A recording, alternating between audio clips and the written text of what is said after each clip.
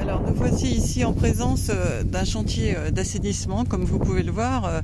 Nous avons la rénovation totale, hein. On a dû faire tous les branchements, les tuyaux doivent être encore connectés à la maison. Ici donc c'est la rénovation totale d'une fosse septique avec le système d'épandage, hein. C'est de la filtration et du sablage qui a été rebouché. On voit bien tous les points importants pour la fosse septique et puis là on emmène, une fois que tout a été bien drainé, l'eau qui part à ce qu'on appelle un puits perdu. Donc automatiquement on va faire un petit écoulement, on va dire à l'aide de tuyaux qui emmène dans les prés une fois que toute cette installation est là. Alors Angelo, bonjour. Bonjour. C'est notre artisan, hein, j'ai la chance de pouvoir travailler avec toi depuis un petit moment. Oui. Dis-moi, quelle est la complexité lorsque l'on fait un assainissement? Qu'est-ce que tu conseilles en général aux gens? Ici par exemple, on a vendu une maison et la personne au départ ne voulait pas refaire son assainissement. Elle a eu un contrôle, c'était non conforme comme on dit. Et puis, qu'est-ce qui s'est passé? C'est 1 mètre cube par chambre. Voilà, donc tu fais bien de le préciser. Voilà, donc 4 chambres, fosse de 4000. Il avait une 3000, obligé de la changer. Maintenant, c'est les nouvelles normes écologiques veulent qu'on passe par des lois un peu draconiennes, je dirais. Hein, parce que effectivement. Quand ça fonctionne bien... Effectivement. Alors là, ce que on peut dire aussi, c'est que à la base, c'était une erreur du constructeur à l'époque, hein, il faut être honnête, puisque lui, il a payé un constructeur, on lui a construit une maison avec une fosse de 3000 alors qu'il avait 4 chambres. Et voilà, il y a de ça de plus de 15 ans, donc maintenant c'est fini, on peut pas faire de recours. Il a eu un contrôle assainissement, avant c'était pas obligatoire, maintenant c'est obligatoire. Oui, donc oui. la fosse n'était pas, correspondait pas au volume que représente la maison, hein, donc on est d'accord. Maintenant, il faut voir les plans de départ. Si vraiment il y avait 4 chambres au départ, ou est-ce que si c'est vraiment un entrepreneur qui a fait comme il a voulu, quoi. Mais bon, dans le temps, on n'avait pas de contrôle. Effectivement. On n'était pas contrôlé, donc chacun faisait un peu ce qu'il voulait, quoi.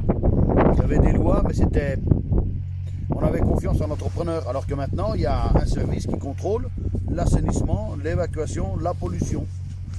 Effectivement, tu as raison de le resignaler, hein. Donc ici, tu peux nous expliquer un petit peu les travaux que tu as fait parce que ça peut être intéressant pour les gens qui ont besoin de refaire un assainissement, notamment au niveau des fosses septiques, hein. C'est très important. Ouais, il a fallu évacuer la vieille fosse. On l'a cassée, on l'a évacuée. On l'a remplacée par une donc 4000 litres.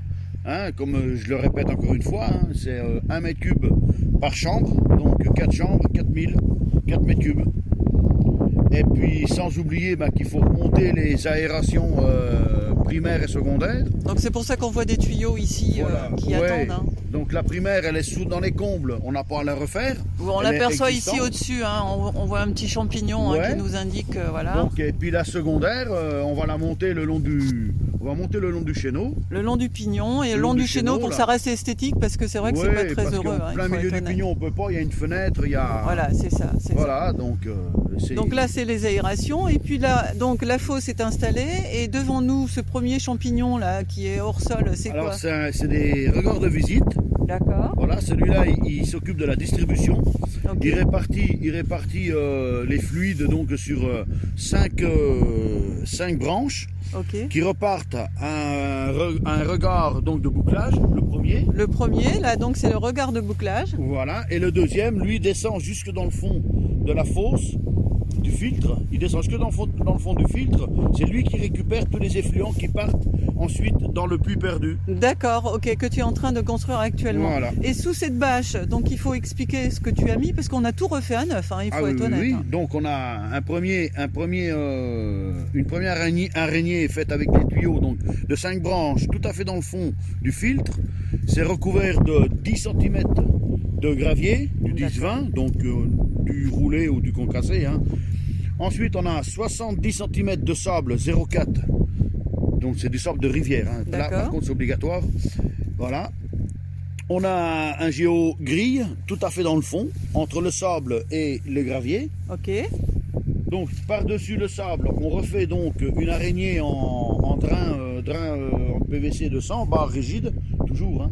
Ok. Et par-dessus, on met 20 cm de gravier. Ce que nous avons ici, Voilà. on aperçoit sur les côtés Et là, un petit peu. voilà, on termine la séparation entre la terre végétale qui va recouvrir tout ça et le gravier avec un géotextile. C'est le blanc là, qu'on voit. L'avantage d'une telle installation aujourd'hui, ce qu'on peut dire aussi, c'est qu'il ne faut pas oublier que ça s'entretient, bien évidemment. Quand on a un tel système, tu viens de me parler de ces regards qui nous sont à disposition sur le terrain, parce qu'ensuite vous allez tout reboucher. Il est important régulièrement, une fois par an, de les visiter, de les contrôler, de les nettoyer. Oui, c'est facile de les contrôler puisque c'est des bouchons qui sont escamotables, hein, ils se dévissent. Hein. Donc il faut bien garder l'accès, hein, c'est important. Oui, il faut bien garder l'accès. Et puis la fosse, il faut la contrôler une fois par an. Si vraiment elle est entartrée, parce que ça, c'est du tartre qui se fabrique, donc cette croûte là. Donc il faut la faire vider, il faut faire enlever le tartre. Et puis après c'est reparti, mais bon. Est-ce que tu conseilles des produits? Il y a des produits à mettre ou ça, naturellement ça se nettoie, j'ai envie de dire? On peut acheter, et il y a des enzymes qui se vendent exprès, on peut les mettre dans la fosse. Ça accélère donc le processus de destruction des matières. Et ça évite les vidanges annuelles, quoi. D'accord, ok. Elles sont reculées. Le problème qu'on a rencontré ici, c'est lorsque tu étais venu faire un contrôle, c'est qu'effectivement, on s'est aperçu que les regards n'avaient jamais été soulevés depuis 15 ans. L'épandage était saturé. L'épandage était saturé. Parce que là, je l'ai découvert donc en terrassant. Hein. Oui, je s'est remis à peu près au même endroit. Donc tu as retrouvé tout l'historique. Et puis les tuyaux n'étaient pas de bonne dimension. Hein. Alors, ok, on peut regarder. On n'avait pas beaucoup de PVC de 100. Par contre, il y avait un drain de 60 là, qui n'est pas du tout réglementaire. Hein, donc, qui n'est plus, alors qu'on s'entende bien, il est plus réglementaire à la date d'aujourd'hui. Ouais, hein, on est bien d'accord. Ouais. Hein, ça c'est très important à dire et ça, il ne faut pas le négliger. Donc, effectivement, ce qu'on peut dire aujourd'hui. Hein, alors, vous l'avez compris, on est en plein air, il fait vraiment pas chaud. Hein. Angelo a l'habitude, moi un petit peu moins, faut être honnête. On essaye de faire le maximum pour vous faire vivre en direct. Hein. L'importance, lorsque vous achetez un bien aujourd'hui, l'importance de bien faire ce contrôle assainissement parce qu'il peut y avoir des conséquences dramatiques.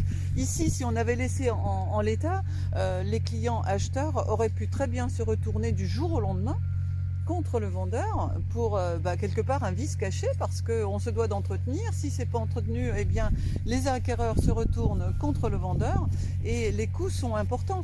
Que vaut une installation comme celle-ci aujourd'hui, grosso modo? Il faut compter entre 8 000 et 10 000 euros hors taxe. D'accord. Voilà, vous l'avez compris, vous vendez, c'est pas conforme, on vous invite vraiment à vous mettre en conformité. Ok, c'est un billet de 10 000 qui se promène, mais c'est quelque chose que vous devez entretenir, c'est quelque chose dont vous devez être en conformité aujourd'hui par rapport au texte de loi, quand bien même, eh bien, ça fait 20 ans que vous l'habitez et que votre maison se passe bien. Sachez une chose, c'est que c'est indispensable, on est obligé de le faire, surtout qu'il y a des contrôles. Hein, c'est obligatoire. C'est obligatoire. Alors, pour l'instant, c'est pas encore trop imposé. Pas de vente sans mise aux normes. Alors, pas de vente sans mise en conformité, ou sans conformité, ou vous devez mettre en conformité, on va dire, dans les 6 mois, un an qui suivent l'achat. Effectivement, l'achat, et ça c'est très important, il faut le savoir. Donc voilà ce qu'on pouvait dire aujourd'hui sur cette installation. J'aime bien faire passer le direct parce que vous voyez que c'est pas du blabla. Vous avez eu un technicien qui vous a montré tout ce qu'il vient de faire. C'est un artisan, c'est quelqu'un qui est sur le terrain comme régulièrement et je crois qu'il n'y a rien de plus vrai que de parler avec des artisans qui sachent de quoi ils parlent, comment il faut le faire. Et si vous avez besoin de conseils, n'hésitez pas. Moi en tout cas, en qualité de coach immobilier, sachez que cette maison, elle m'a été confiée à la vente. J'étais en concurrence avec un agent immobilier, j'ai été choisie parce qu'effectivement le coaching est beaucoup moins cher, mais aussi pour un sérieux. Et le sérieux, il relève de ce travail-là aujourd'hui, c'est-à-dire que la maison, on l'a prise, on l'a totalement désossée au niveau de son analyse. On a analysé tous les points, des artisans sont passés du sol au plafond, j'ai envie de dire, et on a tout contrôlé, dont l'assainissement. Autant vous dire que le propriétaire n'était pas forcément emballé au départ de faire un devis, parce que je lui ai demandé, et au moment où on a fait le devis, le constat a été clair par l'artisan, il fallait tout refaire, et là il a vite compris le côté du danger de sa vente s'il ne se mettait pas en conformité. Donc voilà, c'est aussi un rôle du coach immobilier de savoir être professionnel jusqu'au bout, de manière à pouvoir bien renseigner, rassurer ses clients. On était aujourd'hui un 13h de l'info sur le terrain. On s'excuse encore s'il y a du bruit, si c'est pas parfait au niveau de la vidéo. En tout cas, on a essayé de vous faire vivre au mieux avec Angelo. Merci Angelo d'avoir pris ce petit quart d'heure avec nous. Je sais que ton temps est précieux. À votre service. C'est sympa aussi de partager pour les gens qui en auraient besoin. Et on vous dit à bientôt. Voilà, on vous remontre pour revoir un petit peu la situation aujourd'hui. Et on voit notre ami qui est en train de bêcher pendant qu'Angelo témoignait. Vous voyez, tout se fait proprement. C'était une belle propriété, donc aussi après il va y avoir un petit boulot, sérieux de terrassement, vous l'aurez compris. C'est gras, c'est humide aujourd'hui. La villa est vraiment, on est sur une belle villa. Bon, aujourd'hui c'est un peu triste, soyons clairs, parce qu'il fait pas beau, c'est l'hiver. Mais je crois qu'il n'y a rien de mieux de le faire maintenant, comme ça, il y a au printemps, les futurs acquéreurs vont pouvoir avoir un terrain bien drainé, une maison conforme et surtout une terre végétale qui aura pu repousser.